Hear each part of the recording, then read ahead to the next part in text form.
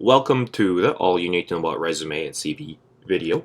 And just before getting started, I'd like to ask you to think about the differentiation and uniqueness. So how are you different and how are you unique? What makes you unique? So for example, if you're a student, you might want to think about, oh, well, I was a teaching assistant, or I was part of the Students' Union, or did you do any kind of research? Did you receive any scholarships, awards that differentiate you from other students or that makes you unique? The list goes on and on. Feel free to pause the video. And if you happen to be a working professional, you can also differentiate yourself by having some sort of certifications or professional designations like chartered professional, certified professional accountant, or CFA. The list goes on and on.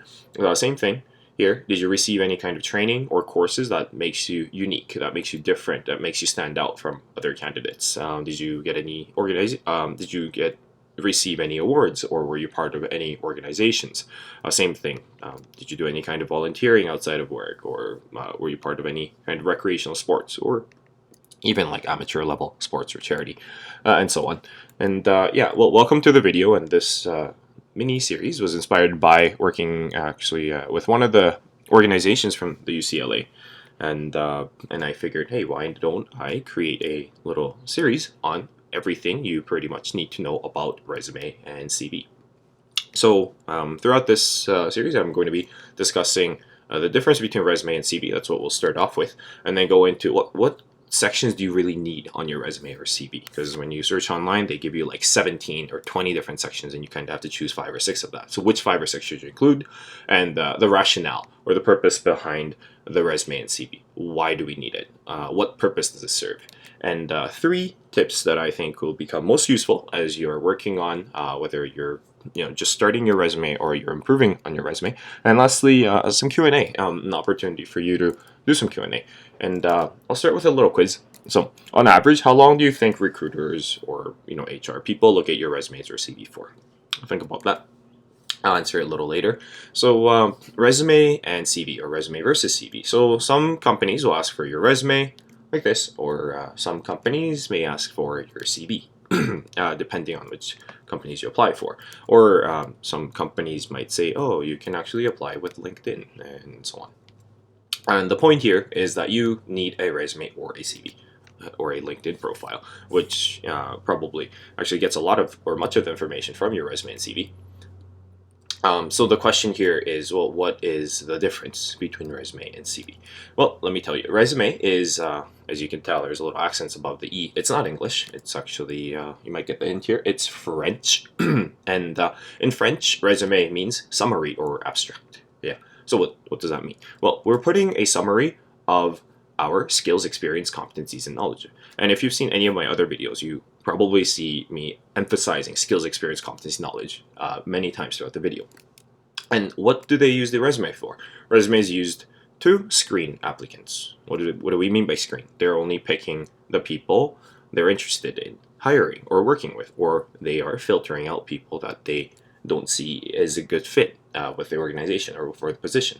And resume, because it is a summary, we usually like to get it into 1 or 2 pages. So, but try not to have like 1.5 page or 1.3 pages. You either want to have 2 full pages or 1 full page, not like these halves. And this is the kind of and the general rule here is that for every 3 to 5 years of work experience, you should have 1 page.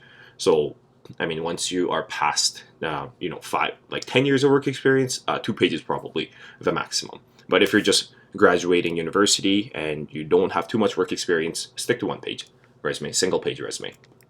And resume is widely used in North America or for entry level jobs. And because it is a summary, you should really tailor your resume to the job or the industry that you are applying for. And you'll notice, you go apply to go take a look at what like Netflix or Apple or Google says. They sometimes use the word. They most likely use the word resume on there. And let's take a look at CV. What is CV? Well, actually, some people actually mistake CV as a cover letter. It's not a cover letter. And CV is also not English. It's in fact Latin, one of the extinct languages. And in Latin, it stands for curriculum vitae. Curriculum vitae. And you're like, what does that mean? If you translate this to English, it actually becomes course of life. So what do we mean by course of life? Well, we are pretty much putting down everything, our skills, experience, competencies, and knowledge that we have accumulated over the entire course of life. And here's a little fun fact. The word alphabet actually comes from combining the first two letters of the Greek alphabet, alpha plus beta. But anyhow, going back to CV. CV is also used to screen applicants, so they do have the same function and the purpose as the resume.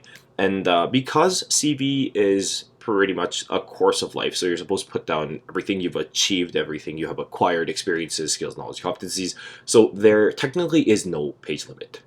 But if a company asks for a CV and you submit like a 4-page CV, it may not be too attractive, because when we're referring to no page limit on CVs, we're talking about the academia, the academic world. So if you're like a PhD candidate, so you probably have all the organizations that you're part of, the papers that you've published, or the research that you've done. That's why CV has like no page limit. And CV is usually the phrase they use in Europe. So you go to like, look at jobs at like Shell companies, like that, and then or companies in like Dubai. I know that's not Europe, and they'll ask for like a CV.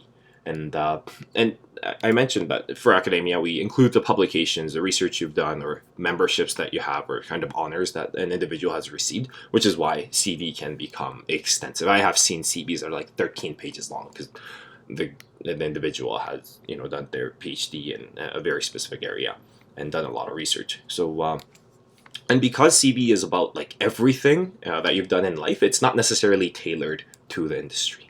Okay.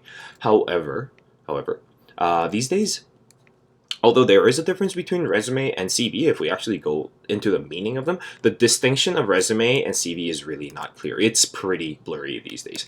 Like, Netflix says, "Oh, upload your resume," or QATAR Airlines, which is based out of Qatar, where the World Cup was just last month, they say CV and such. And if you're interested in taking a look at, what should resumes look like, I do have some samples, and I'll upload the link in the description, so you'll be able to kind of get a gauge at, okay, what do resumes look like these days, and how do people write them, and also have a sample CV of somebody who has more. Anyways, that's like with publications and conferences and so on. So anyways, well, I'm Professor Job Offer, and I've spent the last 10 years with a number of Forbes Global 2000 companies, and I'm here to share with you my tips and tricks on landing your next job offer. And on the side, I've also helped clients, my clients and friends and colleagues and so on, land jobs, helping them with their resume, CV, and with interviews to land jobs at companies like this and counting. So, if you're interested in getting, an interview at companies like Amazon, Google, take a look at my videos and follow through with it. And the next little section, well, literally called sections, but the next thing I'll be discussing in the part 2 is what sections do you really need on your resume? Because you look online, they're going to tell you need all these things. You're like, do we really need like 17 different sections on the resume? That takes up way too much space. And I'm going to tell you that you actually only need these 6 sections, and I'll tell you more about each of them. So we'll see you in part 2.